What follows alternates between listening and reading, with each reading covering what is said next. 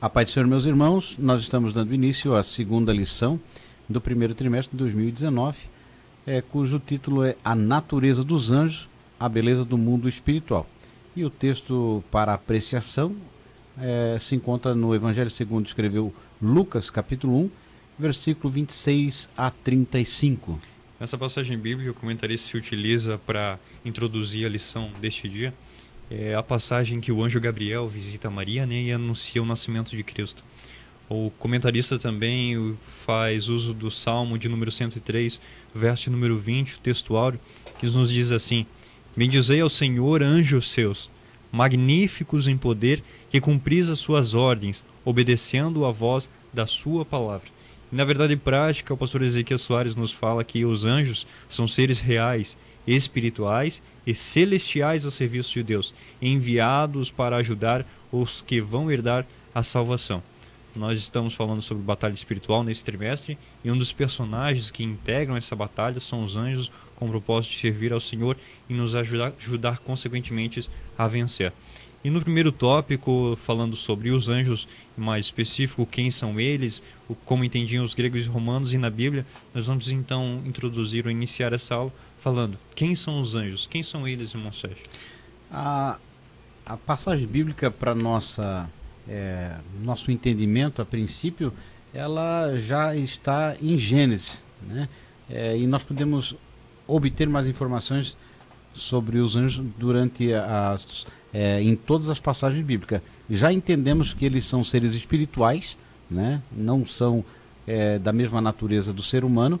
Então, sendo espirituais, eles não são divinos. E eles são, no caso, criaturas de Deus. Eles são imortais, porém não são eternos.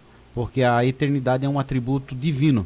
E como eles não são Deus, eles são seres criados como nós, então nós podemos observar que eles são dotados de capacidade intelectual, racional. Em várias passagens bíblicas nós vamos ver eles aconselhando, eles direcionando, eles fazendo atividades específicas dadas por Deus. Alguns momentos eles aparecem na forma de seres humanos, em outros momentos eles aparecem não como forma de ser humano, mas seres espirituais. Dá a entender isso também na passagem que nós encontramos em Lucas, quando Zacarias é surpreendido pela aparição de um anjo. Diz que ele fica atônito, não por talvez ser um anjo, mas na forma como um homem, mas de repente a gente não entende como foi esse acontecimento. É um atributo então dos anjos, uma sabedoria sobre-humana, mas eles não são oniscientes como é o Altíssimo, né? Eles são, o termo anjo na Bíblia Sagrada se refere a mensageiro, emissário, é um enviado de Deus com algum propósito. Anjos, portanto, são criaturas que servem ao Altíssimo e vêm até o mundo aqui com o propósito de nos ajudar a enfrentar essa batalha espiritual, como já dissemos. Nós temos aqui também a menção de anjo, não só como seres espirituais, nas suas categorias ou hierarquias, como depois nós vamos colocar, porém também apresenta-se como pessoa, como mensageiro. Apocalipse capítulo 2, versículo 1 vai dizer: ao anjo da igreja em Éfeso escreve. Isso claramente está falando não de um ser espiritual, mas de uma pessoa que estava na direção do trabalho do Senhor. A Bíblia Sagrada ainda nos cita e nos traz na segunda carta de Pedro, capítulo de número 2, versículo 11, nos diz assim: enquanto os anjos, sendo maiores em força e poder, não pronunciaram contra eles juízos blasfemos diante de Deus. Você pode acompanhar conosco no nosso blog. Tive a oportunidade de escrever um breve artigo a respeito da existência, se existem ou não anjos, e isso tentando interpretar, eu resolver trazer a resposta com relação ao pensamento do homem como um todo, não apenas cristãos. Eu tive a oportunidade, irmão Sérgio, de questionar um não crente a respeito do pensamento dele, se existem ou não anjos, e uma das suas respostas foi que porque não viam anjos, era indiferente com relação a isso. E não viam, sim, certamente, porque eles são anjos, são seres espirituais, e nós temos espíritos. A diferença entre o ser humano e os anjos. Somos criaturas, sim, de Deus, tanto homens como os anjos, mas enquanto eles são seres espirituais, nós temos espírito. Eles não são dotados de corpo como nós, matéria, e Efésios vai dizer que a nossa luta não é contra a carne e o sangue, mas contra os principados e potestades, né, que atuam nas regiões celestiais. Nem tudo é perceptível à nossa visão. Há muitas coisas que nós acreditamos sem ver, que é o caso da energia elétrica, o vento, a fome. Nós não vimos a fome, mas nós sentimos a fome. Nós não vemos o vento, mas nós sentimos o vento. Então não é o fato de nós não vermos que não existe, né? Até a gravidade nós não vemos, mas ninguém se arrisca a pular de um prédio, porque sabe da consequência. Então a questão dos anjos são figuras que podem aparecer tanto na forma humana, como também eles podem, no caso demoníacos, os anjos maus, que nós vamos ver na segunda lição, na terceira lição, a possessão. Então essa é a questão de um ser espiritual, no caso aqui dotado de sabedoria, compreensão, e é importante ver que eles sempre estão, quando aparecem, fazendo algo a mandato do Senhor. Eles não estão passeando, eles não vêm para se aparecer, né? E não têm o propósito também de vir para serem glorificados.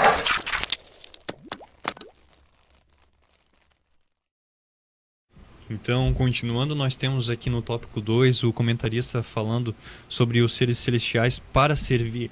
E cita aqui a natureza no primeiro subtópico, a natureza dos anjos. Eles são, como vimos, seres espirituais e invisíveis, mas que por vezes podem tomar forma e assim, consequentemente, ser vistos por nós, seres humanos. E eles também são racionais, penso. Inclusive têm uma sabedoria sobre-humana, mas não são oniscientes como o Altíssimo. São em número incontável, isso está registrado em Hebreus 12, 22 e outras passagens bíblicas, onde fala que são em número de milhares, é um número infinito talvez. E Marcos 12, 25, o comentarista nos traz essa referência bíblica para dizer que eles são assexuados, não tem sexo, não é homem e mulher, não é anjo e anjo, eles são anjos do Senhor. E também eles não estão sujeitos à morte. O texto vai dizer: pois quando ressuscitarem de entre os mortos, nem casarão, nem se darão em casamento, porém serão como os anjos nos céus. Então é importante notar essa diferenciação dessa categoria, né, de criatura espiritual. Nós já tínhamos visto no tópico anterior, no primeiro, a natureza dos anjos ali, quem são eles. Então, o segundo ponto vai falar sobre os seus ofícios, quais são as suas atribuições. Dentro do texto sagrado, na terra, nós vimos a manifestação de anjos com diferentes capacidades.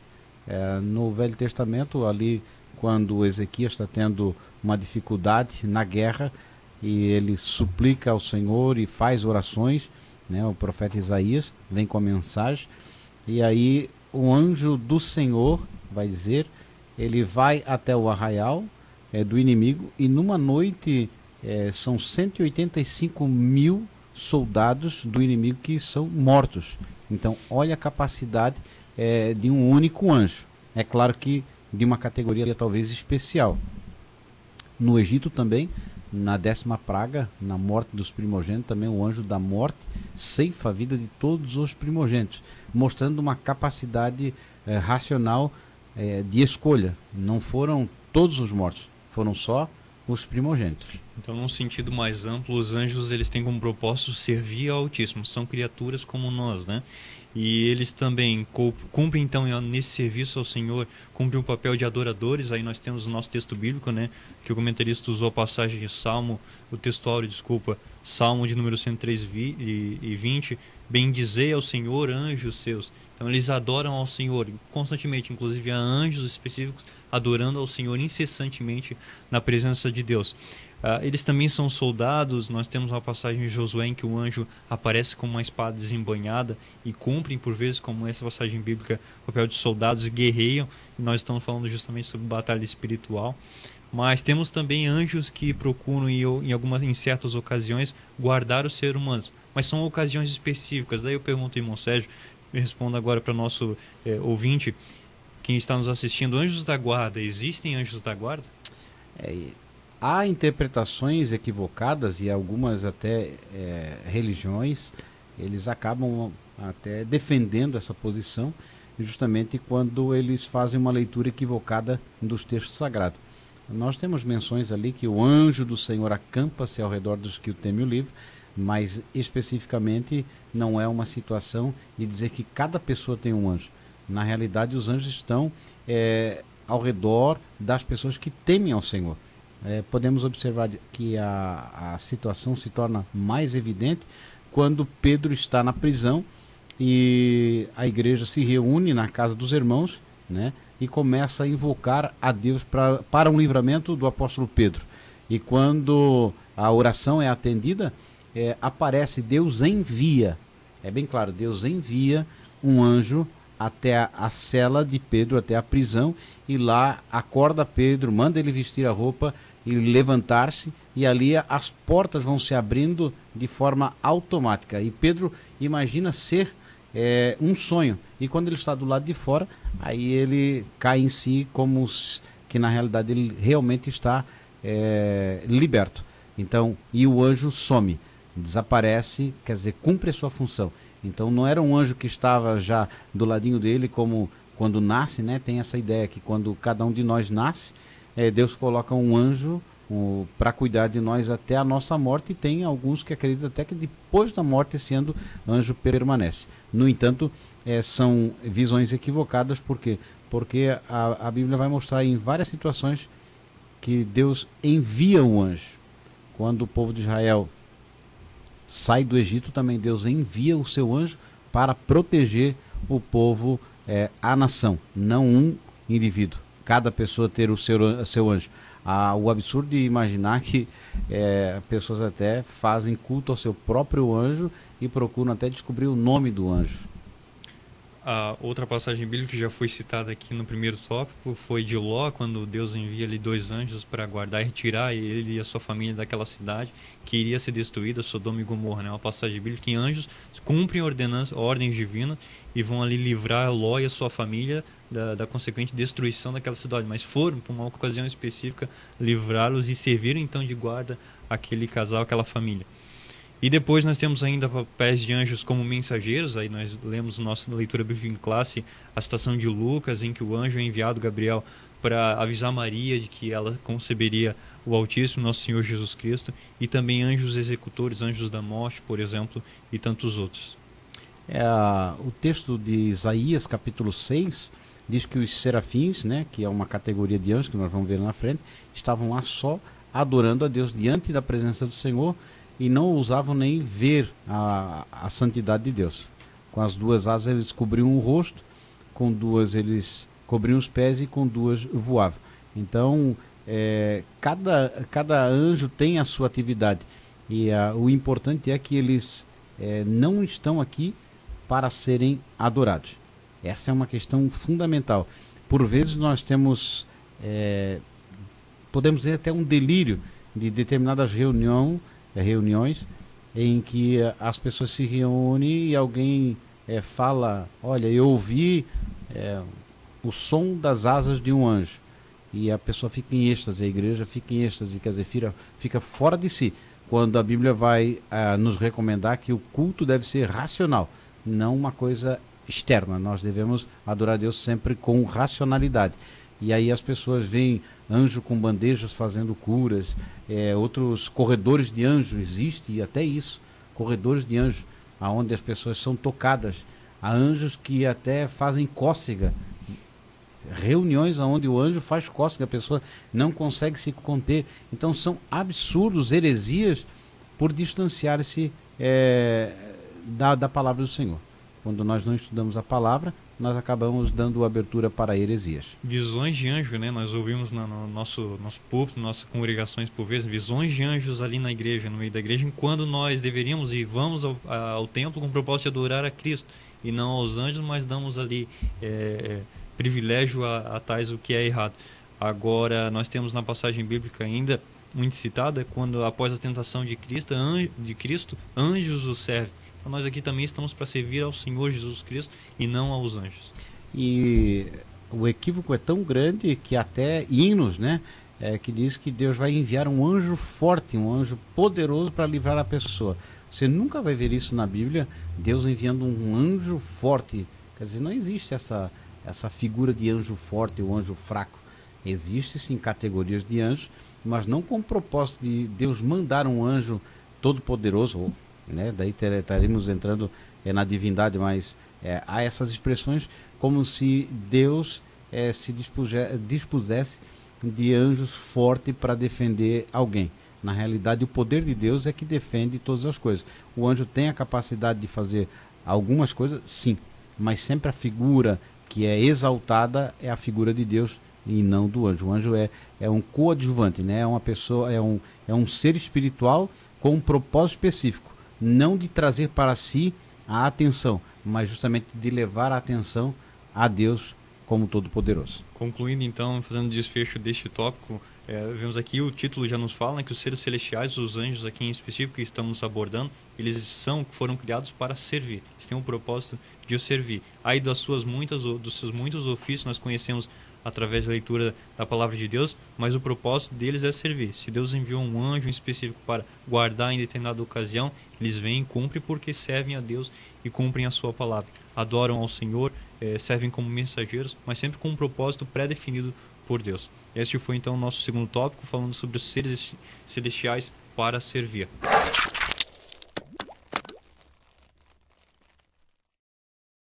Então nós estamos indo para o terceiro tópico, e já abordamos ali no primeiro tópico os anjos, quem são eles, né?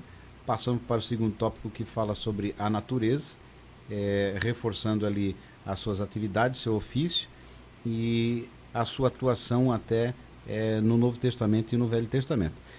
Nesse tópico, as hostes angelicais, percebe-se que há uma hierarquia no céu. Há distinções de categorias de anjos. A Bíblia não é tão específica em colocar quem é maior, quem é menor. Dá-se a entender que há uma classe de anjos, que são a grande maioria, e depois nós vamos ter aí, entre as hierarquias, serafins e querubins, os arcanjos, em algumas partes vai falar também de tronos, potestades, dominações e também virtudes, né? Eu acho que é isso que nós temos, que alguns classificam também como a hierarquia dos anjos. Isso, e convém aqui fazer a leitura de uma passagem bíblica citada pelo comentarista, está em Colossenses, capítulo de número 1, versículo 16, que nos diz assim: porque nele foram criadas todas as coisas que há nos céus e na terra, visíveis e invisíveis. Aí ele começa a citar, sejam tronos, sejam dominações, sejam principados e sejam potestades. Tudo foi criado por ele e para ele. Há uma hierarquia de anjos aqui e o comentarista vem tratando ou especificando cada qual. Citando aqui, por exemplo, serafins e querubins, arcanjos, mas anjos como num contexto geral.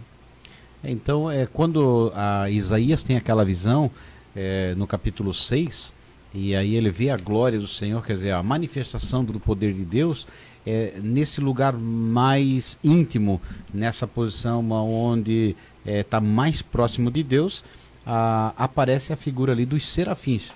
Então, ele especificamente ele coloca lá qual era a visão que ele tinha desses seres angelicais, que são diferenciados, que são os anjos que possuem 6 asas, né, como foi falado anteriormente, várias categorias. Então, nessa categoria, 2 asas serviam para cobrir os seus olhos, devido à grande santidade de Deus, ali o esplendor da glória de Deus.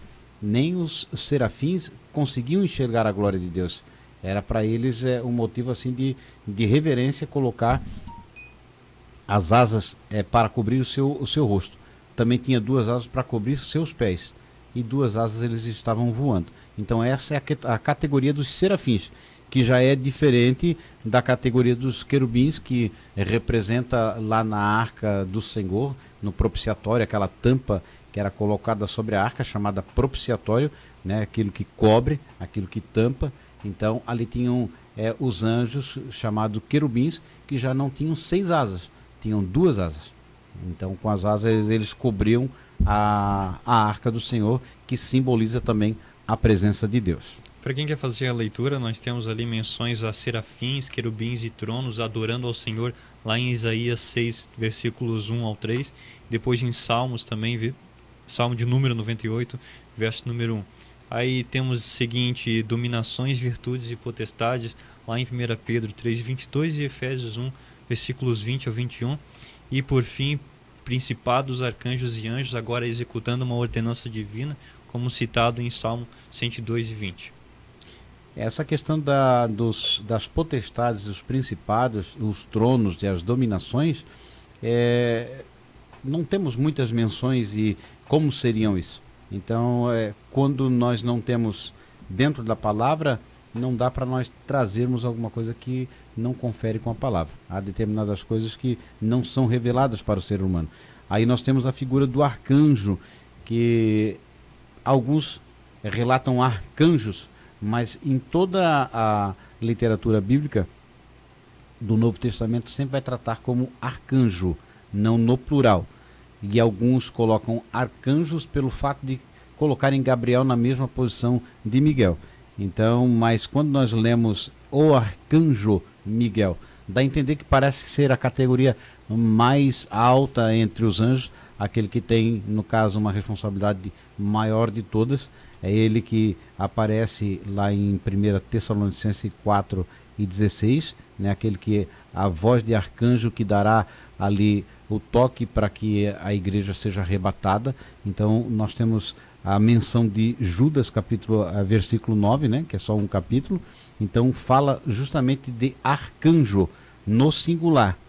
Então quando se trata de Gabriel, vai estar sendo mencionada no Antigo Testamento, no profeta Daniel, e fala de príncipe, que alguns podem traduzir também como arcanjo Gabriel.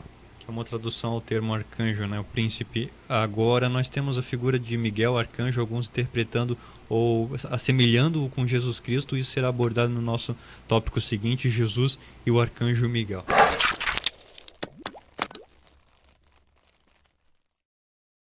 Nesse quarto e último tópico, nós temos Jesus e o arcanjo Miguel.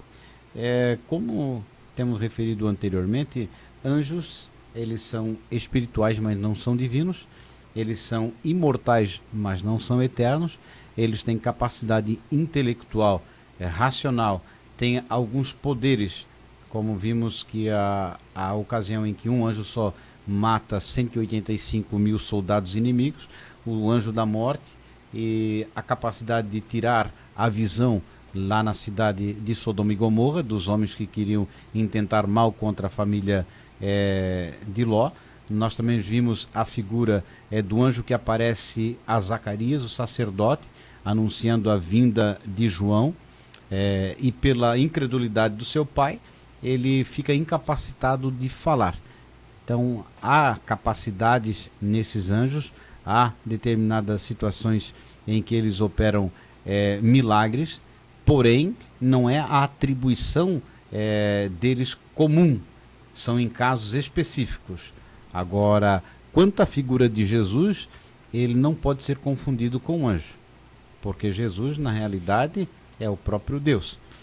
João, o evangelista, escreve que no princípio era o Verbo, e o Verbo se fez carne e o Verbo era Deus. Então nós temos várias passagens que atestam todas as qualidades da divindade, onisciência, onipotência, a onipresença da pessoa de Jesus Cristo, diferentemente dos anjos.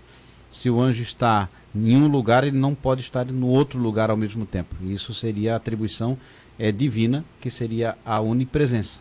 Quer dizer, ele também não conhece o que se passa na mente das pessoas, que aí é a atribuição da onisciência, né? Conhecer aquilo que se passa na mente das pessoas. Então, quando nós olhamos aqui a identidade de Miguel, nós vamos ver uma diferença muito grande. Alguns então confundem Miguel com Jesus Cristo, talvez por conta da categoria que ocupa Miguel enquanto anjo, que é um anjo com poder. Eles atribuem a figura de Cristo a Miguel, também confundem. Isso está totalmente equivocado, luz da palavra de Deus. Não há referência, expressão ou qualquer coisa parecida na Bíblia Sagrada que possa assim se referir. Então, Miguel não pode ser confundido com Jesus Cristo. Nós temos a passagem de Judas, versículo 9. Contudo, o arcanjo Miguel, quando contendia com o diabo e disputava a respeito do corpo de Moisés, não se atreveu a proferir juízo infamatório contra ele. Pelo contrário, disse: o Senhor te repreenda. Então, nessa situação, a revelação de Judas vai colocar aqui a posição do arcanjo Miguel, né? Uma posição em que ele é limitado no seu poder. Quando nós observamos o ministério de Jesus, Jesus sempre com autoridade, ele repreendia os espíritos malignos, os espíritos imundos. Ele, por muitas vezes, quando ele chega em Gadara, aquela hóstia, aquela demoníaca, a legião, ela tenta, né, falar com o próprio Cristo, e Jesus repreende eles e manda para que eles saiam do corpo daquela pessoa que estava aprisionada. Então, são muitos os exemplos bíblicos que mostram a autoridade, porque Jesus não precisava ter poder, ele tinha autoridade. Com a sua palavra, ele expulsava demônios, diferentemente dessa posição quando o arcanjo Miguel, numa luta ali, onde nós vamos ver, em Judas, ele está ali contendendo com o diabo a respeito do corpo de Moisés. Então, quer dizer, Jesus, ele não luta com Satanás, não luta com o diabo, porque ele é todo poderoso. E outra referência ainda a Miguel está lá em Daniel, capítulo 10, versículo 13, 21 e o 12:1, onde Daniel ali guerreia contra o príncipe da Pérsia, depois o príncipe da guerra novamente. Agora é interessante que Paulo ele vai corrigir os colossenses, né, com relação à adoração a anjos. Ele nos fala isso lá em capítulo 2 da sua carta, versículo número 18, dizendo: ninguém vos domine a seu bel prazer com pretexto de humildade e culto dos anjos. E outra coisa interessante, ainda no versículo 9, ele vai dizer a respeito de Cristo: porque nele habita corporalmente toda a plenitude de divindade, e estáis perfeitos nele, que é a cabeça de todo o principado e potestades, mais uma vez referindo-se aqui à superioridade de Jesus Cristo. Então, quando nós observamos a figura de João, quando está tendo a revelação, ele, diante de um anjo, ele em reverência vai se prostrar diante do anjo, e o anjo ali, ele disse: olha, levanta-se, porque eu sou um conservo também, não é esse o propósito meu. Claro que João, ele se vê numa situação em que ele fica extasiado por causa da maravilha, assim. Imagine você ter uma visão do céu e aparecer um anjo celestial na toda a sua glória, né? Então ele equivocadamente se prostra, e aí o anjo disse: não, essa posição de se prostrar é só perante Deus. Então, evidenciando uma vez mais que para adorar somente devemos adorar a Deus. Aí a grande questão de hoje, de muitas vezes a reverência errada quanto à figura dos anjos. Os cultos tirando a atenção de Deus para os anjos. Hinos que exaltam a figura dos anjos ao invés de glorificarem o nome do Senhor Jesus. Inclusive o Evangelho, a mensagem da cruz, Paulo usa isso para corrigir os Gálatas, escrevendo lá em 1:8, ainda que um de nós ou um anjo trouxesse uma palavra diferente, uma mensagem diferente, um evangelho diferente, isso seja anátema, né? É maldito. E aí você vai ver algumas religiões que se formaram, ou várias religiões que se formaram por terem tido uma visão de anjo, né? O anjo Moroni aparece trazendo tábuas com linguagem que só poderia ser decifrada por esses anjos. Quer dizer, você nunca vai ver na Bíblia Sagrada um anjo chamado Moroni, e nunca um evangelho além desse que já foi revelado. Então o apóstolo Paulo, ele tem esse cuidado, dizendo que ainda que ele mesmo, ou um anjo, quer dizer, nem ele poderia mudar mais aquilo que havia sido revelado. Então a figura do anjo, ela não tem uma figura de superioridade do ser humano. Ela está numa posição diferente, porque eles já estão no nível da imortalidade, mas não no ponto de trazer uma nova revelação. As revelações que nós temos são revelações que estão na palavra. O que passa da palavra é heresia. E aí é o grande perigo de pessoas, às vezes, quererem ter experiência com o anjo, de querer se arrepiar, ou de querer, no caso, ver um anjo. Na realidade, não tem propósito espiritual algum quando você tem desejo de ver anjos. E de tudo que nós vimos aqui com relação à palavra de Deus, e que isso fique bem claro e que seu aluno, seu ouvinte esteja atento com relação a isso, que os anjos, assim como nós, foram criados para servir.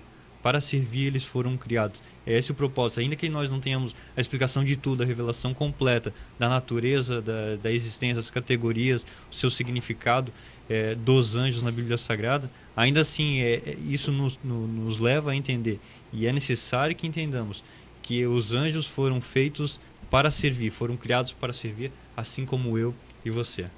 Aqui o autor ele coloca que a diferença entre os anjos e os humanos está, entre outras, no fato de que a nós o Criador deu a capacidade reprodutiva, e para tal, quando criou o ser humano, criou um casal que geraria outros da mesma espécie. Os anjos não se reproduzem. Então, há propósito diferente. Porém, como disse o diácono Jadson, todos nós estamos na posição de servos. Tanto os anjos quanto os seres humanos estão sempre para servir ao Senhor. Então, o objetivo dessa lição é trazer que há categorias de anjos diferenciadas, há uma hierarquia, eles são reais, eles existem, foram criados por Deus, são seres espirituais e não divinos, são seres imortais, mas não são eternos, e não devem ser jamais reverenciado, adorado ou prestado culto a eles. A adoração sempre será para o Senhor Jesus Cristo. Quanto mais nós estudamos a palavra, mais nós devemos render graças e adoração a Deus o Todo-Poderoso.